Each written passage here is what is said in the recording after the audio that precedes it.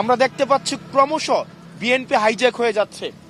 আমরা শুরু থেকে বলেছিলাম শহীদ জিয়ার যেই আদর্শিক যে বিএনপি, এই বিএনপি থেকে ক্রমশ বিএনপি সরে যাচ্ছে এবং বিএনপি কাদের দ্বারা এবং কিভাবে হাইজ্যাক হয়ে যাচ্ছে তা আমরা আমাদের সামনে আমরা দেখতে পাচ্ছি। একই সাথে সাথে নির্বাচনকে সামনে রেখে প্রশাসনের যে নগ্ন ভূমিকা আমরা দেখতে পাচ্ছি তা আমাদেরকে বিগত 3টে ইলেকশনের কথা মনে করিয়ে দেয়। আমরা প্রশাসনের যে আচরণ, সেই আচরণ জুলাইয়ের পরবর্তীতে আমরা ভেবেছিলাম সেটির ইতিবাচক, সেটির পরিবর্তন হবে। দুঃখজনক বিষয় হচ্ছে তাদের সে আচরণ, যে স্তাবকের যে আচরণ, একটি দলকে যেভাবে আনকন্ডিশনালি যেভাবে সাপোর্ট দিয়ে যাচ্ছে যে আচরণ, সেটি আমাদেরকে আহত করছে। এভাবে যদি চলতে থাকে তাহলে এই সরকারি অর্থ অপচয় করে এই নির্বাচনের কোনো প্রয়োজন নেই।